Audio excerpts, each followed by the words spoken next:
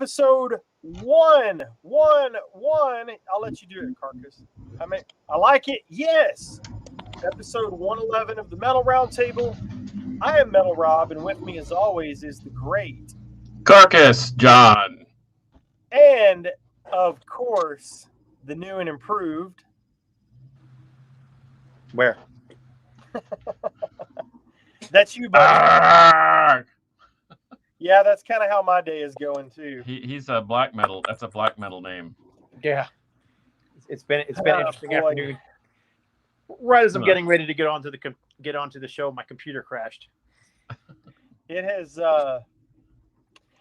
been a day. Yes, it has. It has been a day. All right, let's do. It has been a day. Yes, it has. You're doing it again. I know. I'm fixing it. I can't do it until it starts going, and then I have to fix it. Don't ask the tech guy to make tech things work. No, please don't.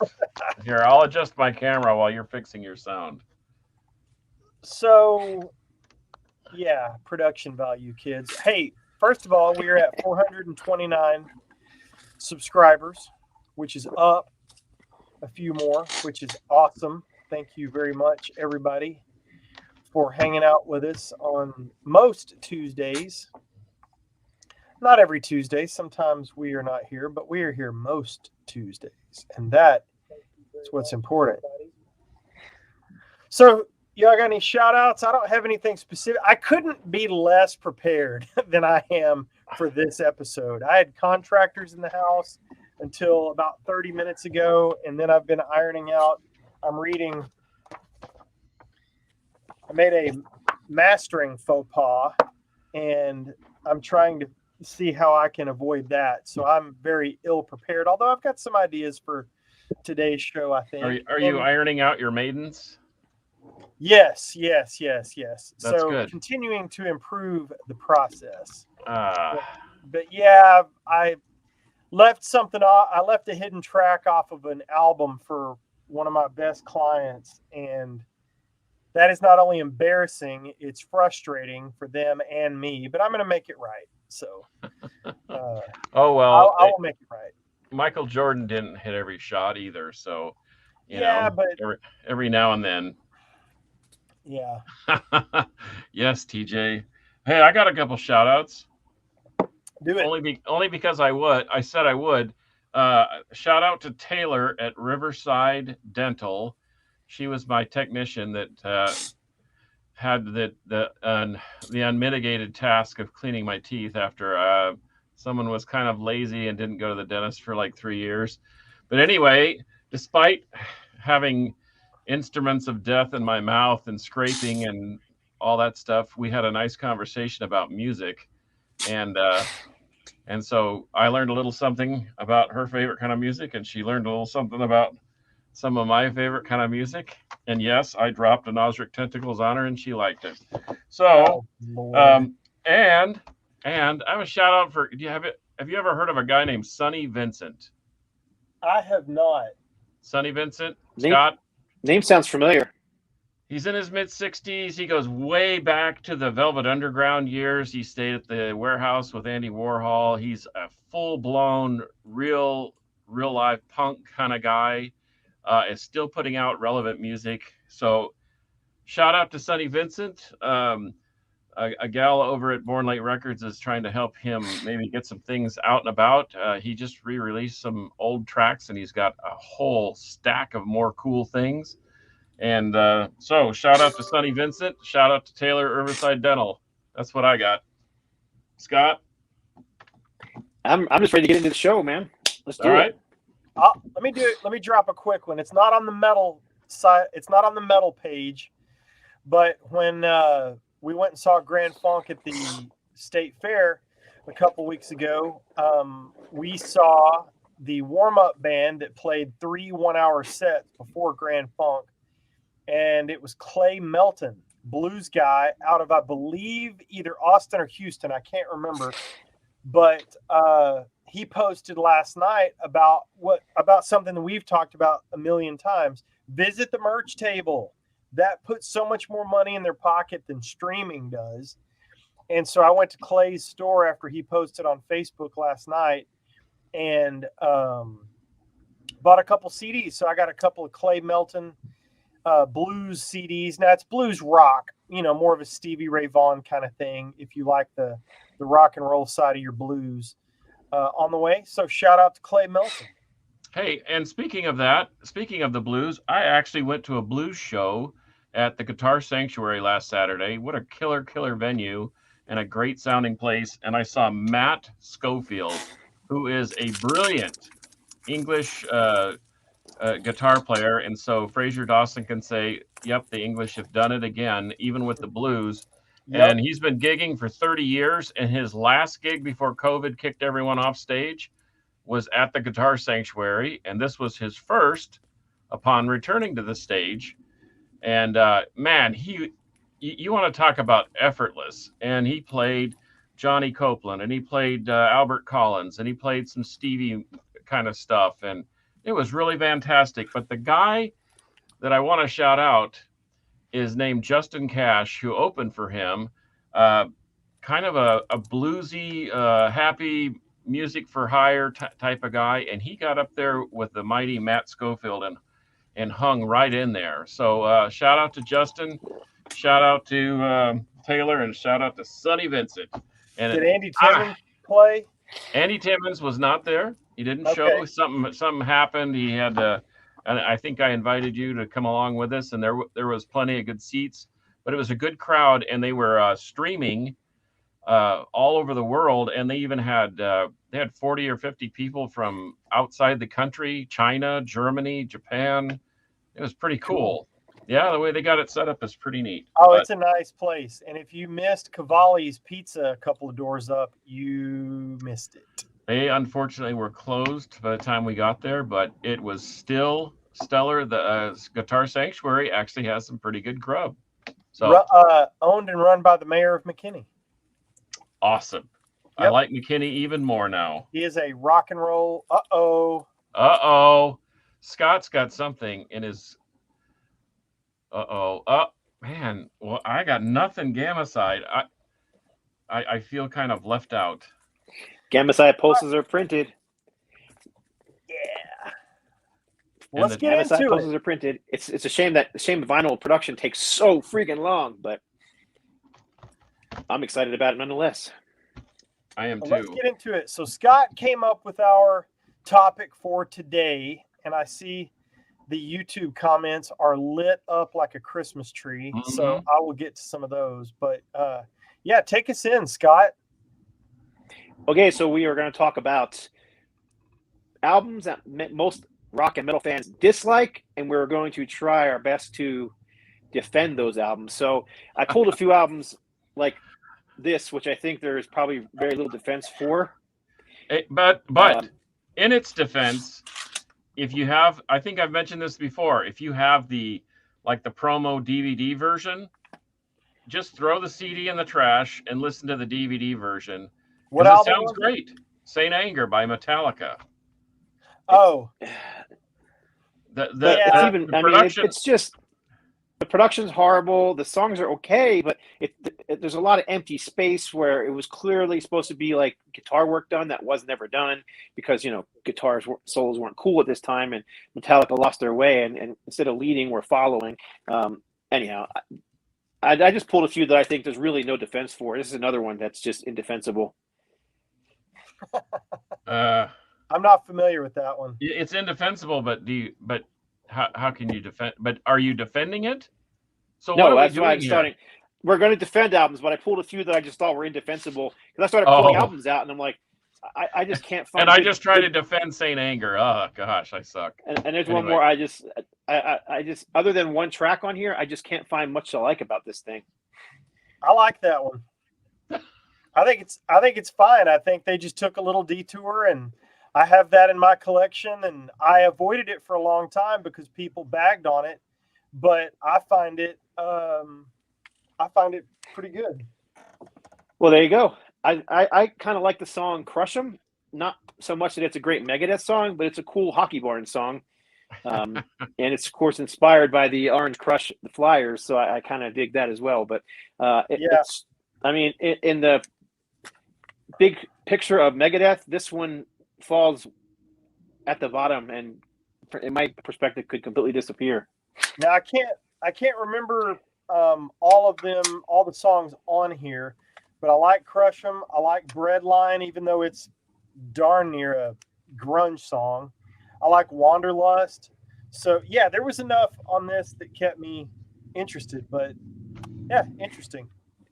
We don't have to agree, and we can still be friends. Yes, absolutely. Which is odd to think in this day and age. Now, if I was forced to listen to one of these three, Saint Anger, Eye to Eye, or what is this thing called? Risk. I'd go with Risk. I mean, of these three, I would go with Risk, because Eye to Eye is just unlistenable in my opinion. If you read my review on my website, I wrote it back in like 1999 when that thing came out. I'm fairly sure that aliens came down to Earth and abducted the Scorpions, took on the form of the Scorpions, and then put out this plastic pop crap in hopes that nobody would know. I just don't even know what they were thinking with this. It's just so bad. It's just that. I'd rather listen to Saint Anger than this any day of the week. So this is the worst of those three. That is a bad review. I skipped from, and I love the Scorpions. I'm a huge Scorpions fan, but yeah, I like their modern stuff. I like their modern stuff a lot, but yeah, my collection skips from Crazy World to Unbreakable, so I'm missing a few in there. Yeah, you're not. I've never heard that one. Anyhow, I've got a pile of CDs here that I do like that people tend to hate, but I'll let you guys pull out a couple now that I got a pile too, and I just floated out a little biscuit there to see if I could catch any fish with it, and boy, my phone is still blowing up down there in the drawer. But anyway, you stole my thunder. I thought I might. Are you the god of thunder and of rock and roll?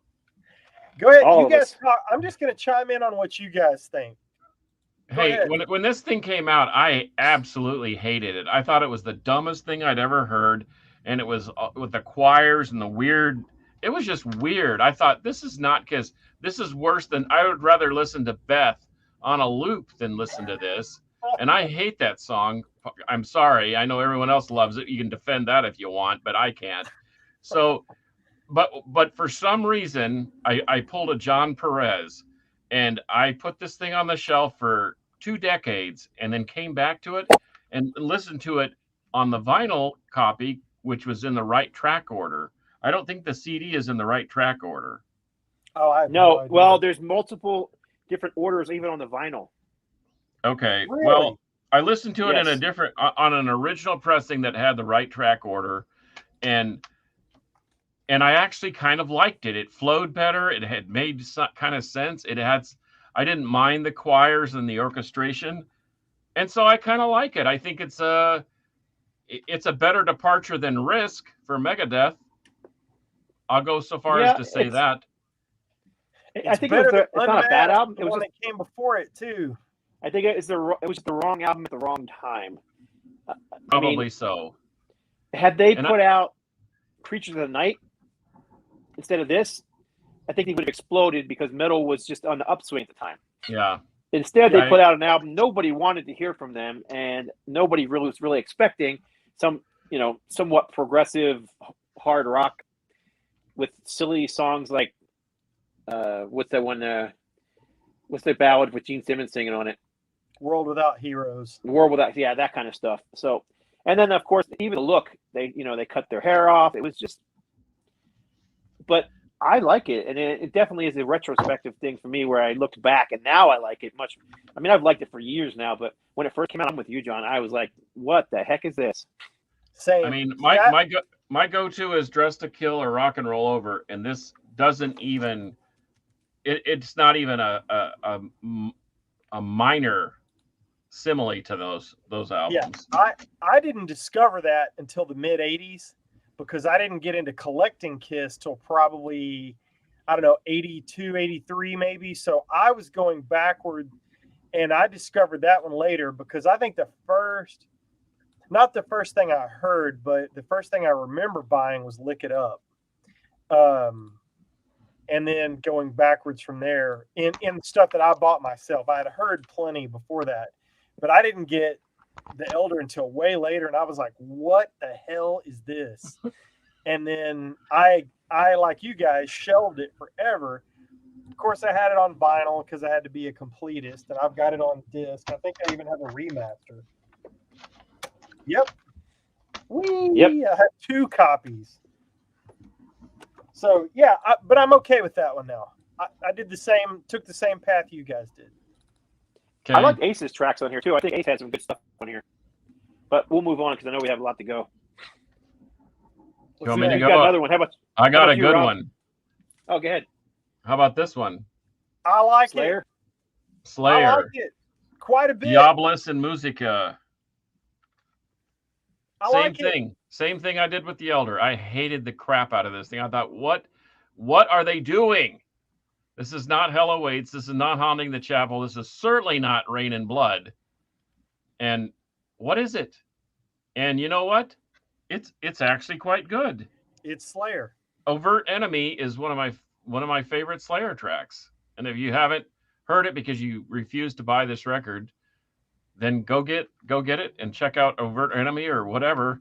It's different. It's not what you expected. And I think that's a little more of a lean toward hardcore. A little bit. Thrash? A little bit. But you know what? It's almost like they said, we're going to stick our toe in the water because we're not getting any younger. And obviously they couldn't play the blistering pace of the first 4 albums. I mean, come on, let's get real here. And so they did something a little more slowed down, a little more down tempo.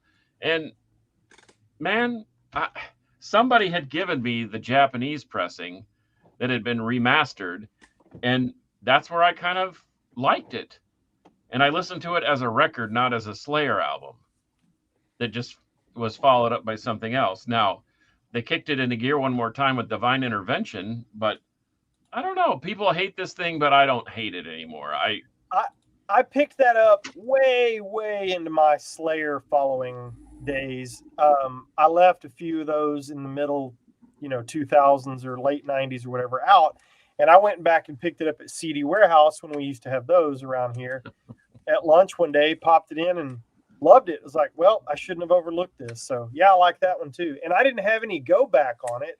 I just never owned it. And then grabbed it one day out of the blue because I didn't have it. And so I was never let down by it. The first time I heard it, I was like, okay, cool. A little different, but I dig it. Some of the comments are going insane. And Fraser Dawson, I don't know if you have Celtic Frost on there, but those dudes started off when they were Hellhammer, and then they were just so brutal in their first 3 albums. And then they released Cold Blake. OMG, that has got to be the worst transition.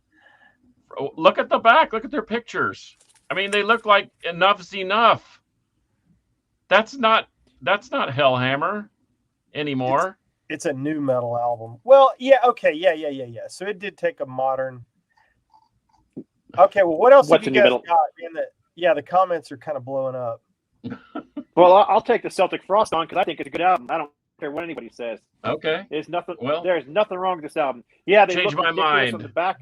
They look like Motley Crue on the back here. On the the pink poodle hairdos and everything. But the music's just straight up heavy metal. That's all it is. People say it's glam metal. There's nothing glammy about it. If this was glam metal, more people would like it.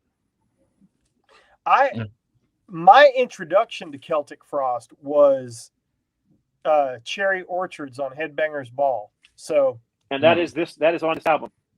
Yep, I've got no problem with it. Okay. Juices like Wine, Roses Without Thorns, Downtown Hanoi, Blood on Kisses. It's just a solid heavy metal record. Yeah, it's a little more commercial than the more experimental and raw stuff they did before this, but it's just not as bad as everybody makes it out to be. Agreed. I think this is what people don't like. I think you're probably right. His pants. I think most people haven't even listened to most of it, or they've only heard 1 or 2 songs. because they saw the cover and they said, "Oh my gosh, what have they done?" Yeah, and I agree. I mean, I was in college when the album came out, and we bought it as a new release. We were all Celtic Frost fans, and my roommate bought it, and we put it on. We're like, "What the heck is this?" Because it's not the same. I mean, if you're looking for, Right. it's not to make Morbid, if Furion, you're it's looking just for not. morbid visions, it ain't happening. Yeah. Yeah, it's just not that. So, but my I mean, buddy Mark, our buddy Mark Fields out in Boston, met them one time and got to hang out with them and did an interview with them or something. I can't remember what. And he wanted him to try a bottle of Moxie, which is a Northeastern soda that to me tastes like cough syrup. So they handed it back to him after signing it. And one of the guys wrote on there, somebody wrote, tastes like hell. And the other guy wrote, this is worse than Cold Lake. And he still has that bottle. That's awesome. And I agree, it is terrible soda. The drink or the album? Oh, I got plenty. How about this? Shall we just open up the whole can of worms? I've got that one sitting right here as well. How come people hate this record? This is the heaviest Judas Priest record ever recorded. Fight me in the parking lot. I'm virtually high-fiving you. I mean, Funeral Spires. I'm done. Mic drop. Yeah, Cathedral Spires is one of the best Spires, Priest songs ever. And then I think Bullet Train is a fantastic song too. Yeah, it's a killer. Now, might have to be autographed by the Ripper. Can't see as much it. as I like this album, I never have been able to get into this one quite as much. That thing sucks. There's one good song, one-on-one, and the rest of it you can pitch in the trash can. Which one? But this one I like. Should have been a bonus track on Jugulator. And this thing absolutely annihilates. Yes, it does. And so does the DVD. Sounds fantastic on here. Fantastic. Yes. So yeah, I get the hate for this one. It's just they got stuck in the groove machine for some reason, and they're not King's X. So Jugulator. This one here is just metal though. Yeah, dude, that's Jugulator, Bloodstain, Death Row. I can't read under the OBI strip. Burn in Hell. Are you kidding me? Oh, Bullet gosh. Train, Cathedral Spires. This freaking rules. Yep. I agree. Who knows why it's hated by some? Well, and I think by people many. I see more hatred for this one. But again, it's heavy metal, man. It's not wrong. It's just not what people wanted for some reason. Metal Mayhem 777 asks, do you guys like a band called Warfare and Lost for Words? I do. I'm familiar with Lost for Words. I actually have one of their albums on vinyl. But Warfare, Insect Warfare, I'm familiar with them. H-Town Zone. All right, I got a slightly more obscure one, not an obscure band, but not as big as the bands we've been discussing. How about this one? You know what? I almost pulled that out, and I almost think that's one of their best. I don't know. I love this record. This album, I have no idea what that is. It's Nuclear Assault. It's like their 6th, 7th record. Yeah. It did have a different lineup on it. They didn't have who's missing. I can't remember now. I got to look real quick.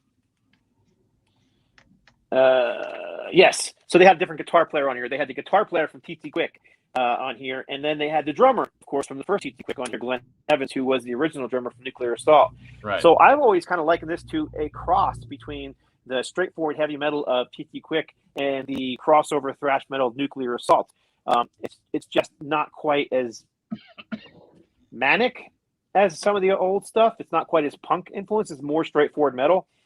Maybe that's why I like it so much. It does have a not so great cover, but who cares? The music is good, and I actually play this one a lot, and I wish it was available on vinyl. I don't have it on vinyl, but Something Wicked by Nuclear Assault.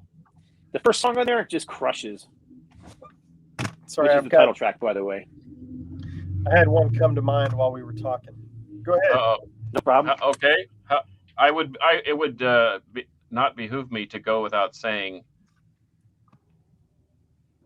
Some people just don't think that Carcass. This is the swan song, and I've heard people complain about Heartwork too, But they really complain about this one. They say it's too melodic, too rocky, and even when you get the brain disc, which I think is kind of fun, I got no problem with Carcass. Carcass went from gurgling and gargling, as our friend and poser Mark would say down in H-Town, to a more melodic. And honestly, it didn't start after the first two albums. It started with Necroticism Descanting the Insalubrious, which was their third, and that was with the addition of Michael Amott.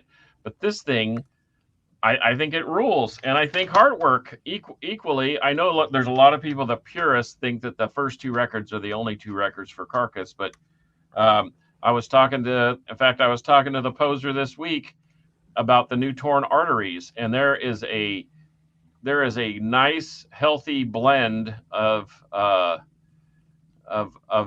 old school, the Tools of the Trade and the Symphonies of Sickness, and basically Swan Song. There's melody, and there's ripping, gurgling, and gargling, and then there's more melody. It's really kind of cool. So I don't know why that people. I mean, I think anytime you change pace, which the first two Carcass records were, I mean, they were heinous. They were brutal and didn't make any sense, but they were kind of a joke, actually. And then they changed their pace, and I think they're both great. I don't have a problem with them. So back here, let's see. I'm gonna catch up. Let's do a couple of comments just really quick. Fly through some of these. Sorry about the disappearance there for a second. My phone was dying, and I'm back on my computer now. So now I look like a ghost again.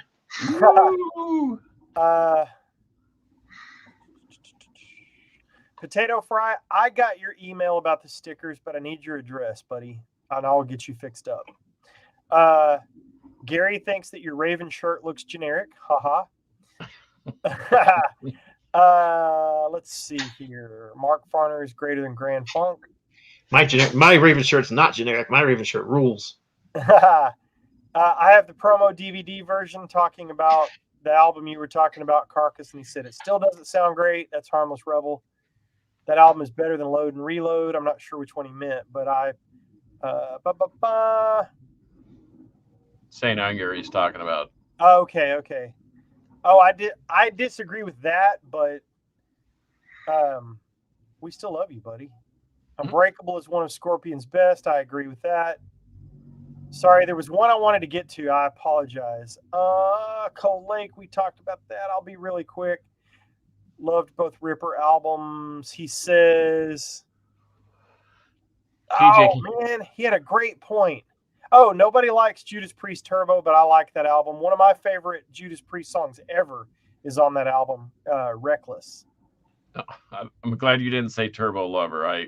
We can still be friends. TJ says he can't stand the Anthrax album with the dudes with the John Bush from Armored Saint. I think they're good records. I especially like Sound of White Noise. Got them both right here. You know what? I can't find the comment I was looking for. Sorry. Go ahead. I like the where John Bush did the old Anthrax hits. Lesser of Two Evils or Greater of Two Evils? Remember the time I accidentally tried to get Joey Belladonna to sign that for somebody?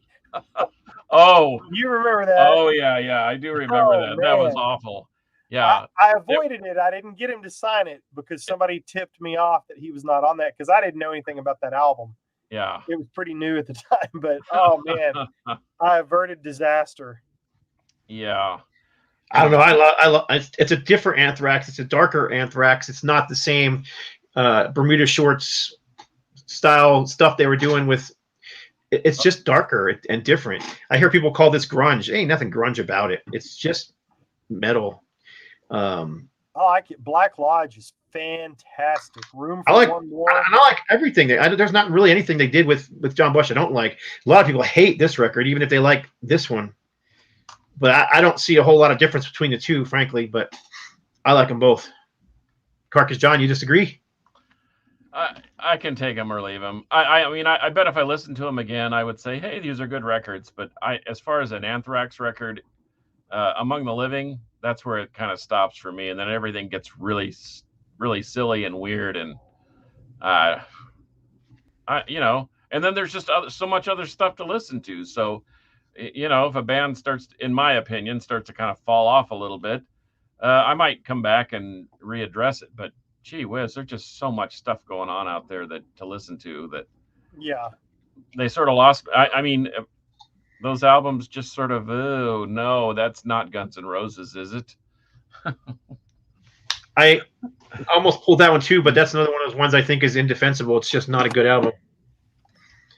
It's slapped together, pieced together, and it doesn't sound like Guns N' Roses. I wasn't trying to cut you off, John. Sorry. No. You're right. I just I'm stunned that you. So you think that that's a good record, and I think if you take Guns N' Roses off of here, it's a good album. I do. I think there's a ton of great stuff on here, but it is not Izzy Stradlin writing Guns N' Roses songs. It's just not. It's Axl and his gang doing their thing, which I think is good, and I think there's some songs that they play live off of this that are great. But it just sounds, it's just such a departure from what everybody expected, but I still think it's a good album. I really do. I bought the double LP at Best Buy for $1.99. I bet you did, and I saw those things stacked to the ceiling and why they didn't sell, and I was just like, that makes me a little suspicious, because after Appetite for Destruction and even the spaghetti incident and those other two that were like a 2-album set or whatever. Your Illusion 1 and 2. Yeah. I thought, why is this thing so well? It took 21 years to get to the shelf, and I don't know, maybe nobody was buying vinyl, but not only that, but it was really no Guns N' Roses members left on it other than Axl Rose. Right. Yeah. Which is why it sounds so different, because you don't have the songwriters in the band or the players. You got totally different players in the band. Right. Did Slash actually come back, or did some of those guys actually come back? Because I know that they were touring. I know Slash did. But I feel like, and I don't know, I'm talking out of my ass right now, but I feel like Izzy wrote most of that first album, which was ginormous. And I think they sorely missed that songwriting ever since the first album. Yeah. Oh, it just says all songs Guns N' Roses. But my impression, I feel like I've heard this, is that Izzy wrote the vast majority of all that. I've heard that too. Sorry, what's next, boys? Go ahead, John. You got one? I got two, actually. Do it. Black Sabbath, Technical Ecstasy, and Never Say Die. I nearly pulled those out myself. I figured somebody would. And once again, I harken back to the John Perez syndrome again.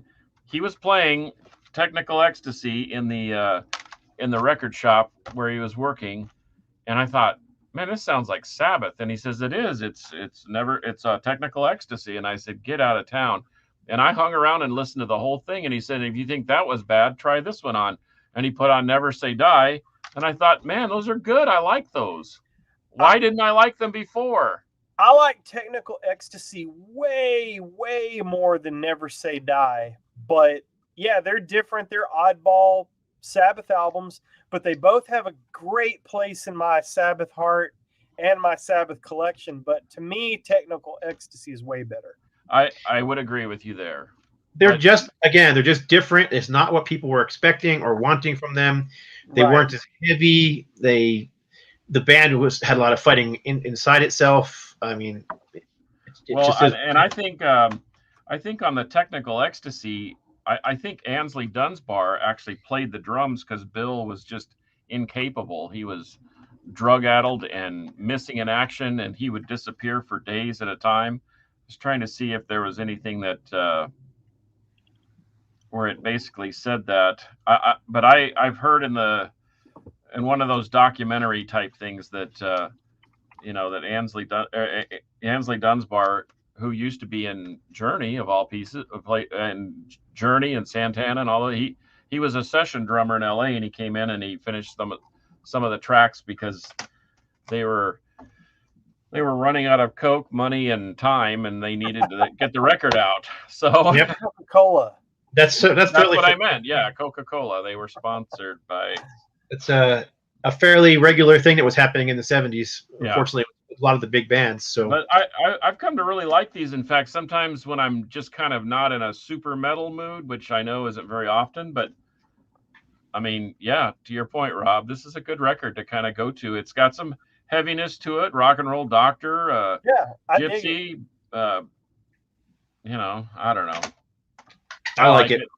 Yeah. All right. I got one that everybody kind of hates. I did it first as well.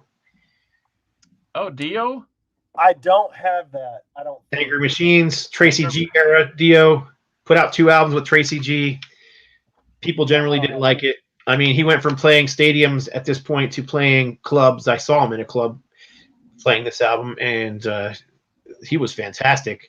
Yeah, Tracy G was just a different style guitarist from the Flash that he had before. He was more of a 90s player. Tracy G has a background in thrash metal. Actually, Rob had to endure the remastering of a bunch of his old demos in the band The Warning. Remember those, Rob? I did? Yeah, you did. The Warning. It was all that like really hyper thrashy punk stuff with Burrito vocals. I don't remember that. And then Burrito, wait a minute, Burrito vocals? What is, you got to explain yourself there. Burrito is the vocalist's name. Oh. And then after that, they formed 8-Ball Cholos. Oh, yeah. Okay, I remember doing that. Yeah. Yeah. And then, of course, that's the guitar player who was in Dio. And I think it's a really good album. Yeah, it's different, but I really like both the albums that he did with Tracy G, even if he's not the same as, he doesn't have, it's not the same Flash guitar playing that people are used to hearing. That's all there is to it. And Dio's vocals are Dio's vocals. It's not like he ever changed. So, I mean, it just sounds like a Dio record to me, and a good one at that. I mean, what was the one that he did that was like a concept album? Magica. Yeah, people hated that one too, and I heard it for the first time about 3 weeks ago, and I'm like, whoa. I loved it. I bought it as a new release when it first came out. Then I heard he was touring, playing the entire album from front to back live. Yeah. So I just listened to that thing over and over again. And then he came to town, played a club again, and they played that entire album front to back, and it was spectacular. My Dio collection is terribly lacking. Good. Let me guess, you have Holy Diver, and that's it.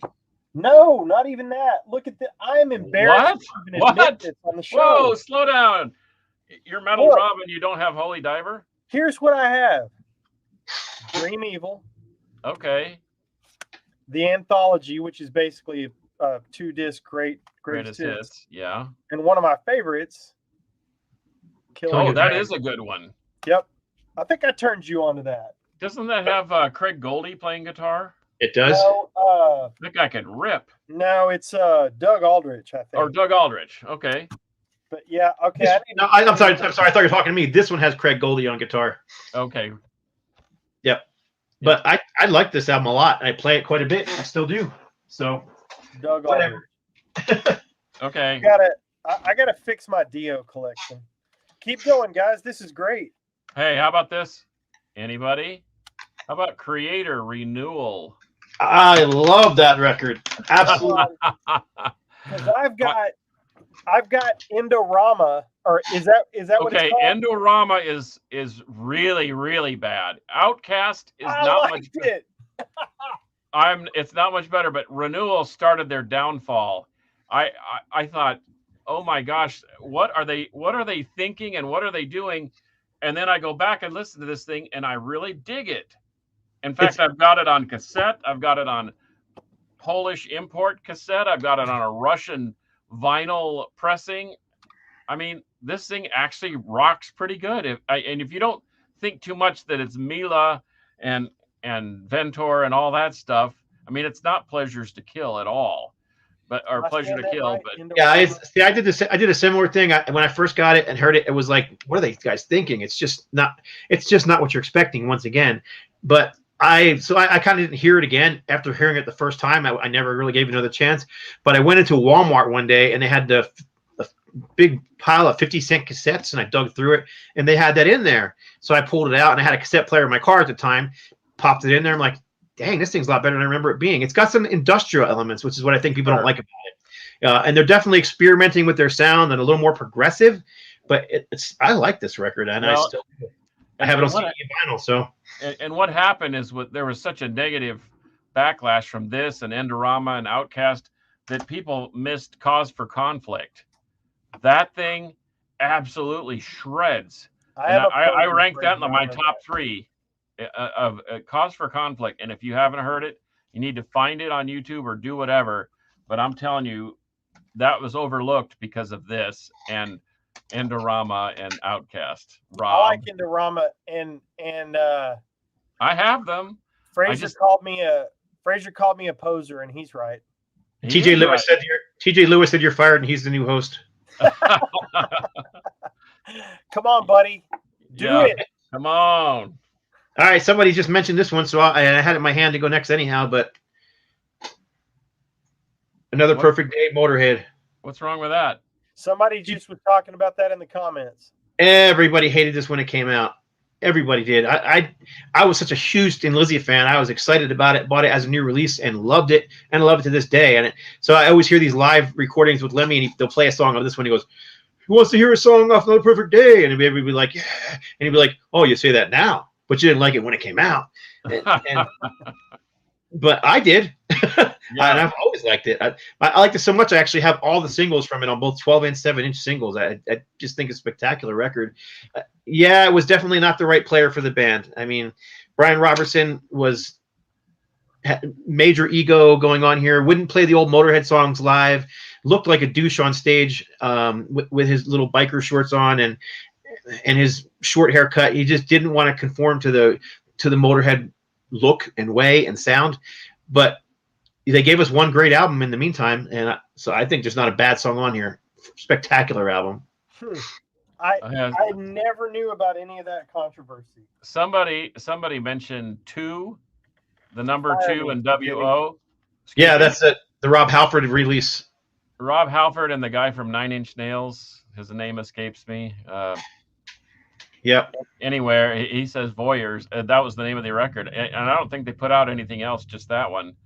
But boy, I'd have to re-listen to that one. That's akin to listening to Halford sing Christmas carols, which is actually really great. But I like the Christmas carols. Yeah, but I love Rob, but I didn't care for that at all. I bought it and was like, which one?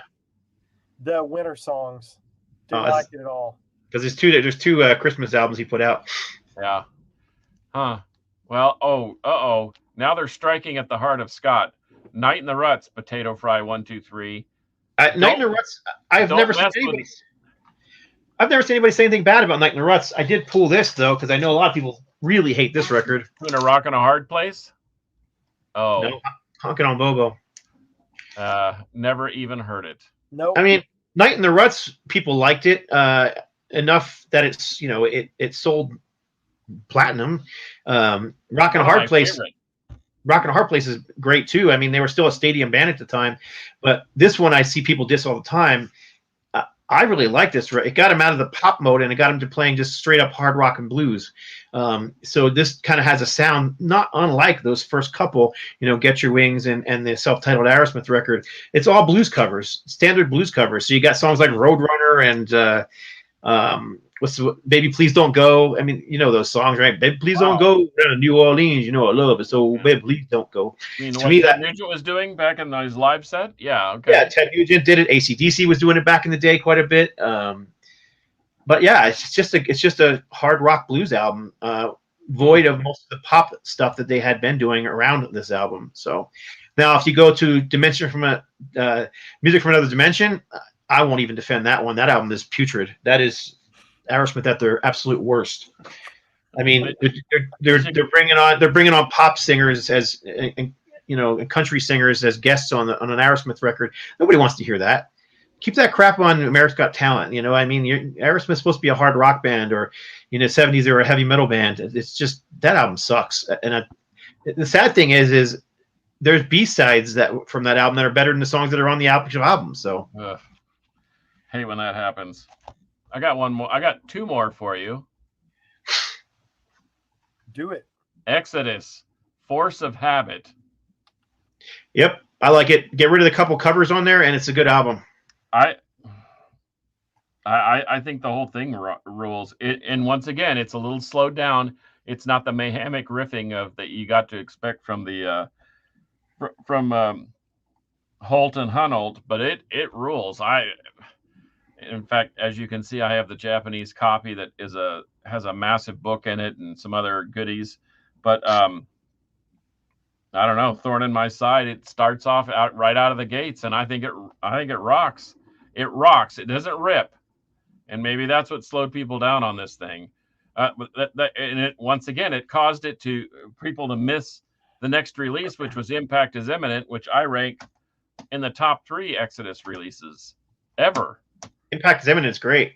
Yeah, I think I should. But because of Force of Habit, people weren't really paying attention to Impact is Imminent. So anyway, well, I could go right along with the thrash sound, and a band that slowed their sound down and suddenly everybody hated it. But the third album from Annihilator. No idea. Got the first 2. It's not all that different from the first 2. It's a little more melodic. It's actually pretty much the same lineup that played the first 2 records.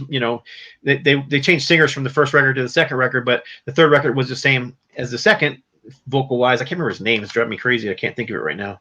But yeah, it did have what was the ballad on here?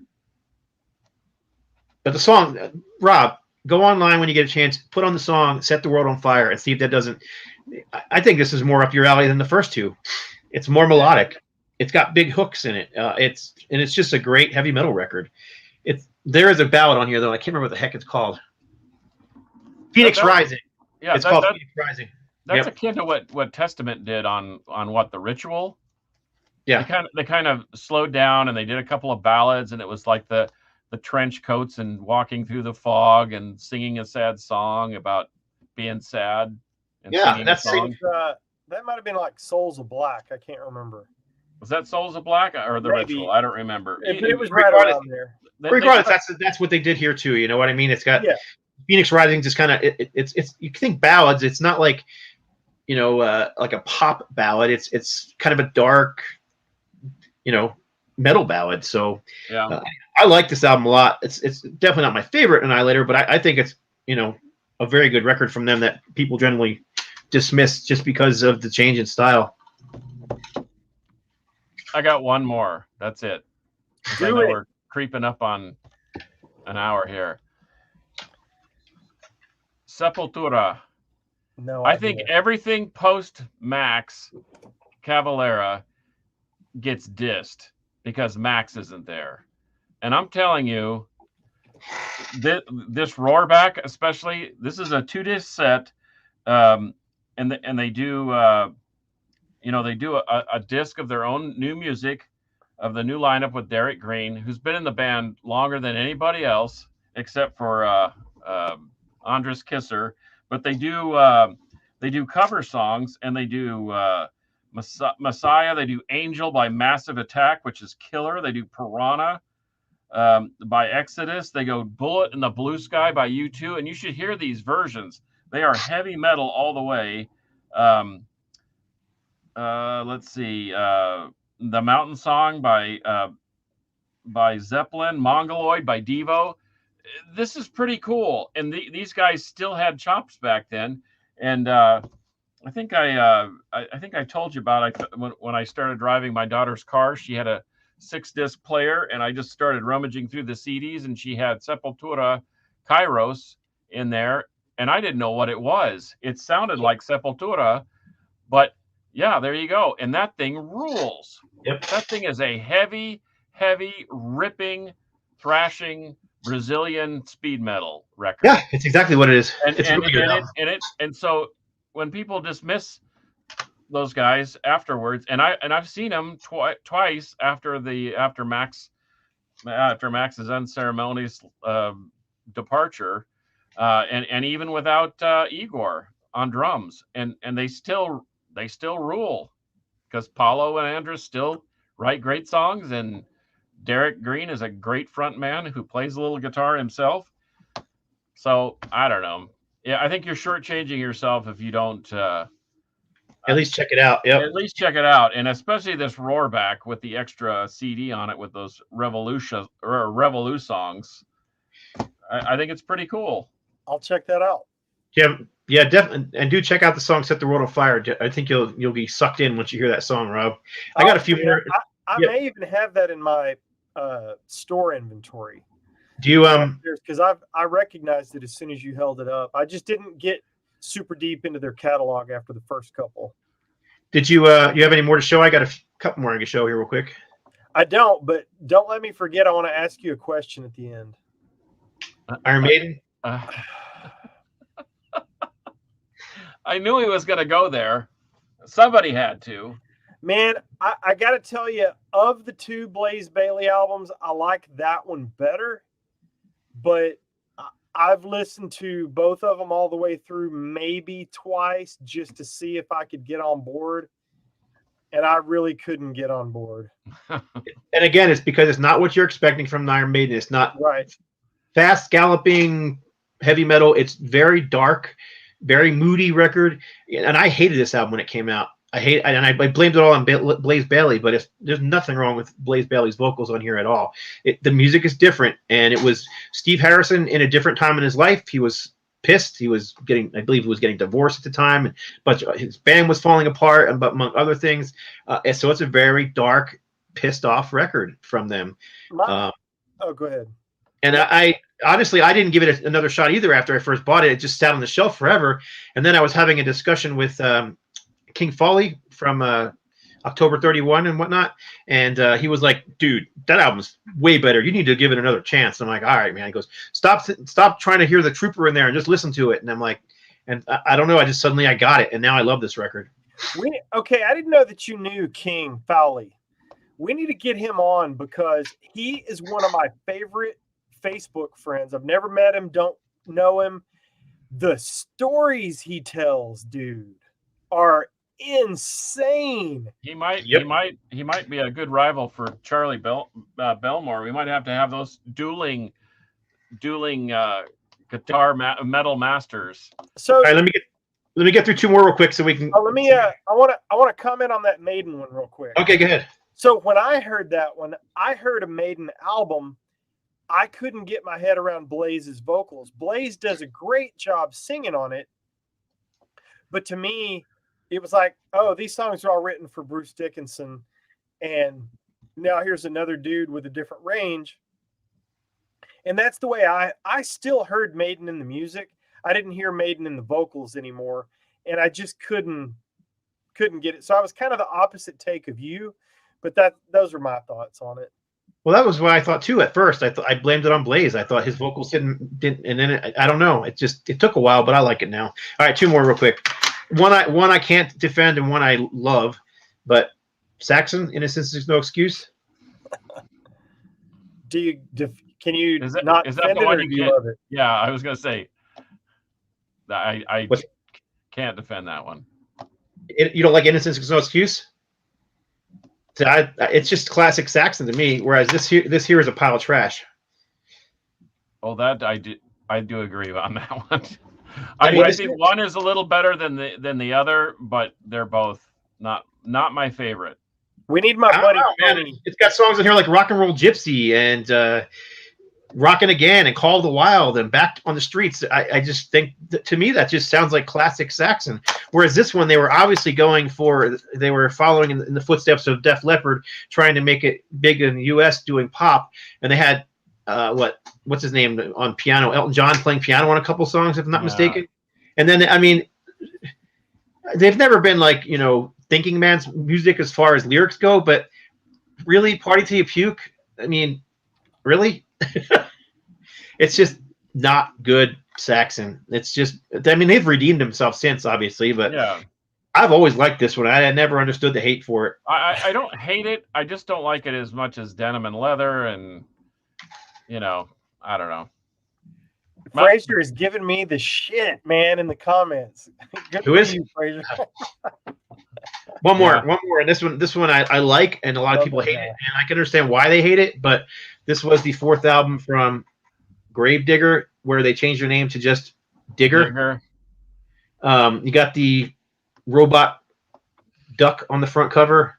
The band was trying to a different look, a different sound. I mean, that's why they changed their name to just Digger as opposed to Gravedigger. Well, but yeah, there's no heavy metal breakdown in here, but it's decent, straightforward pop metal. Wasn't that when Grimmett was singing with Onslaught for one album? Didn't they put that out, or was that after, or was Grimmett back in the band then? Grimmett was never in this Grim Reaper. Oh, Grim Reaper. I'm sorry. This is Gravedigger, yeah. So Chris Bolt, I never can say that guy's last name. Chris Bolton, whatever the heck it is. I guess I'm just completely off the reservation. Sorry. Chris Bottendale. I never can say his last name. But yeah, I mean, they even looked, they were a, denim and black leather band before that. And here they're wearing flower shirts, and 2 of them are wearing like the Florida, beach flower looking shirts. So I understand why people don't like it. Same thing with the Celtic Frost that we showed earlier. I understand why people don't like it. It's different, but at least you can say they changed their name to give you a warning that it was something different. Well, is that like the Halloween pink bubbles or whatever that?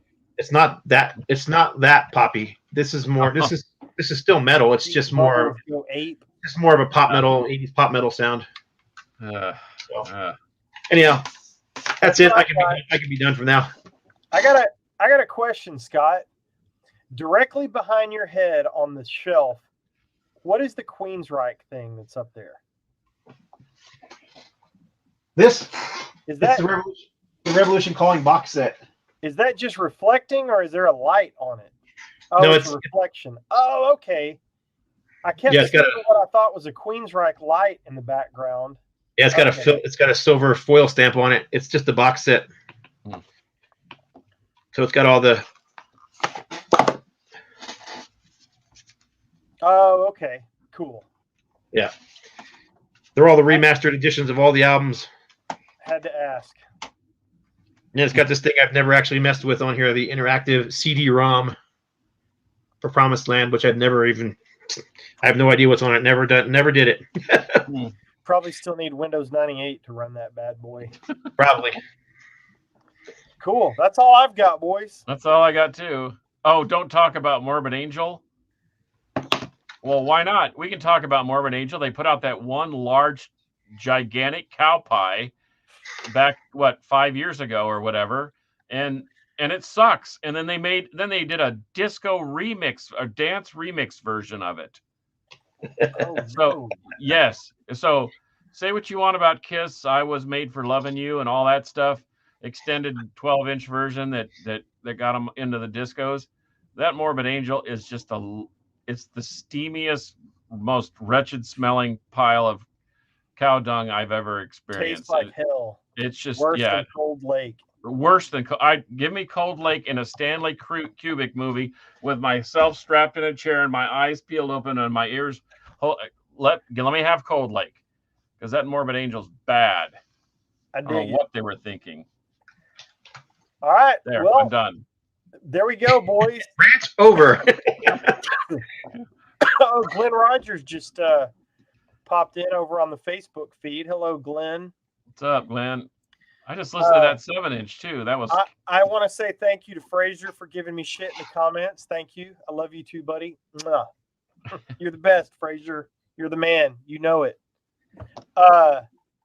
Yeah, man. Great comments, guys. Thank you so much. Van Halen 3, Damien Hair Metal brings up. I just saw somebody defending that online a couple of days ago. I'm going to tell you the truth. Have not heard it all the way through. Probably heard the single and wasn't interested. So I'm going to give that one a spin. But that's it. I just want to say thank you to everybody for tuning in. We're at 429 subscribers. We're screeching toward 1,000 someday, maybe. And I think they call that with a bullet, Rob. That's right. That's right. 39 with a bullet. Yeah, 429 with a bullet, baby. Which is what 4% of what Scott has on his channel. But anyway, follow me on Instagram at I am Metal Rob. You can follow Carcass on Instagram at Carcass John Art. You can always find Scott Waters by going to YouTube and searching Scott Waters. And he has got a bazillion great videos and cool things to say. So if you don't give a shit about what we're saying, you definitely need to pay attention to what Scott is saying on his channel, because he is dominating. And we all just know pay it. attention when Scott's on this channel so we can get more followers. Yes. Yes. Yeah, we're hacks. We know that. Scott's a badass. We're all hacks. we tried to call in a ringer. But thank you to the unsung hero of the show, Monkey Butt, who continues to do us all a ginormous favor by allowing us in his airspace. Thank you so much. We very much appreciate you. I'm going to punch out here, guys, because I've got to call the label back that I got to go make this album right. And so I'm going to get that off my plate. Yeah. Just remember, Michael Jordan. Chinese democracy. Yeah. All right. We're done, boys. Until episode 112, signing off for the Metal Roundtable. What do I say? Until Metal. next time. Oh, yeah. I was thinking I was on the radio show. Until next time, metal. Will. Brother. Jazz hands. Jazz hands. Jazz hands. Is he letting us hang still? He's still letting us hang in there. He's